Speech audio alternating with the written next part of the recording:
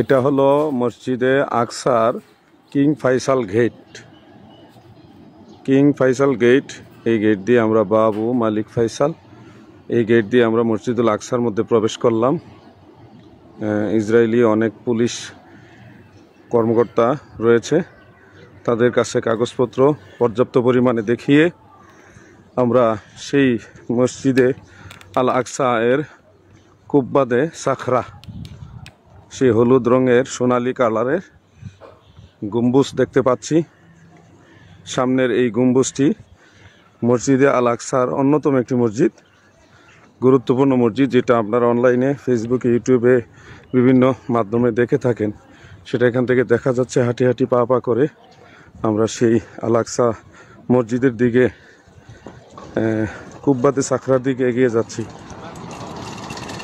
এখানে ফিলিস্তিনের গাজা উপত্যকায় যে সমস্যা, ওই সমস্যাটা কিছুটা প্রভাব ফেলেছে এবং কোনো ট্যুরিস্ট এখানে প্রবেশ করতে দেওয়া হচ্ছে না। আমরা অনেক কৌশলে, অনেক ঘাত প্রতিঘাতে, অনেক জবাবদিহিতার মাধ্যমে আলহামদুলিল্লাহ এসে পৌঁছতে পারছি। দেখেন আপনারা, চতুর্দিকে কোনো মানুষ নেই, হাতে গোনা দুই একজন মানুষ ছাড়া কোনো ট্যুরিস্ট এখানে নেই। এরা লোকদেরকে প্রবেশ করতে দিচ্ছে না। এবং গতকাল আমরা দেখেছি আসর নামাজের পর একজনকে। তো এই কঠিন পরিস্থিতির মাঝেও আমরা আল্লাহ তাআলার উপর ভরসা করে রাসূল পাক সাল্লাল্লাহু আলাইহি ওয়াসাল্লামের মহব্বতে কৌশলে এখানে চলে আসছি। জান গেলে জান যাবে, কিন্তু আমরা মসজিদুল আকসার এই পৃষ্ঠদেশ ছাড়ব না। এটা হলো 1,24,000 সমস্ত নবী রাসূলগণ তিনাদের পবিত্র কদম মোবারকের পদচারণার জায়গা।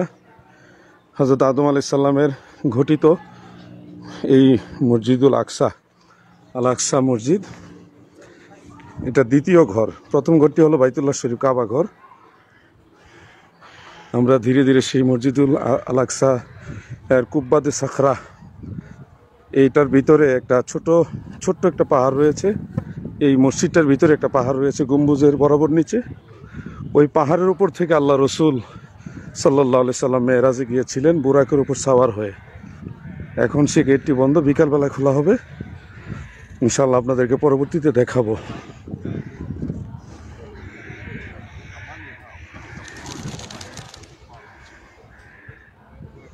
বিশাল বড় এরিয়া।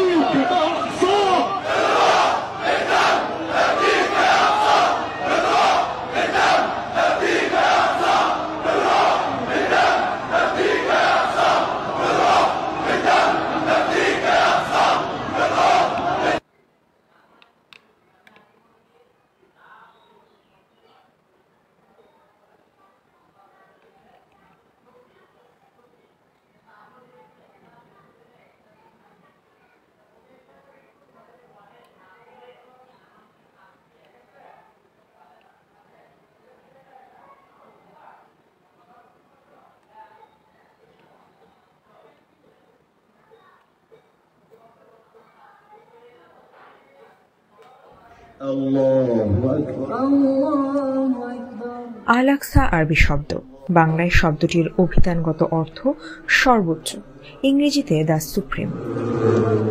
আল আকসার নাম শুনলেই অনন্য সুন্দর এই মসজিদ চোখে ভাসে। ঐতিহাসিক এই মসজিদ মসজিদুল আকসা, আল কুদস, আল আকসা মসজিদ বা বাইতুল মুকাদ্দাস নামেও পরিচিত, যার অবস্থান ফিলিস্তিনের ওল্ড সিটি জেরুজালেমের প্রাণকেন্দ্রে। চলুন আজ জেনে নেওয়া যাক ইসলামে আল আকসা কেন এত গুরুত্বপূর্ণ।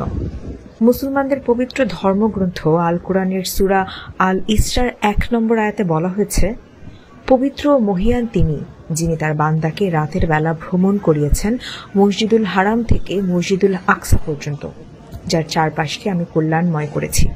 তাকে আমার নির্দেশনাবলী দেখানোর জন্য তিনি সর্বশ্রোতা, সর্বদ্রষ্টা। এই আয়াতে মূলত পবিত্র মিরাজের রাতের কথা বলা হয়েছে। বলা হয়, মহানবী সাল্লাল্লাহু আলাইহি ওয়াসাল্লাম সশরীরে সজ্ঞানে জাগ্রত অবস্থায় জিবরাইল আলাইহিস সালাম ও মিকাইল আলাইহিস সালামের সঙ্গে বিশেষ বাহন বুরাকের মাধ্যমে মিরাজের রাতে সফর করেন। তিনি প্রথমে মসজিদুল হারাম থেকে মসজিদুল আকসা পর্যন্ত ভ্রমণ করেন, এরপর সেখানেই নামাজ আদায় করেন। পবিত্র কাবাকে আল্লাহর ঘর বলা হয়। একইভাবে পবিত্র কোরআনে আল আকসা মসজিদকে বায়তুল মাকদিসের কেন্দ্র হিসেবেও বর্ণনা করা হয়েছে, যার অর্থ পবিত্র ভূমি এবং বারাকা ভূমি বা পরিত্রাণ ও শান্তির দেশ। পবিত্র কোরআনে আল আকসা ও এর আশেপাশের এলাকাকে বরকতময় হিসেবে বর্ণনা করা হয়েছে। ইসলামে বলা হয়েছে, আশীর্বাদ পুষ্ট ভূমি শব্দের অর্থ এমন একটি ভূখণ্ড যার উপর মহান আল্লাহ বস্তুগত ও আধ্যাত্মিক অনুগ্রহ দান করেছেন, যেখান থেকে সমস্ত সৃষ্টি উপকৃত হতে পারে।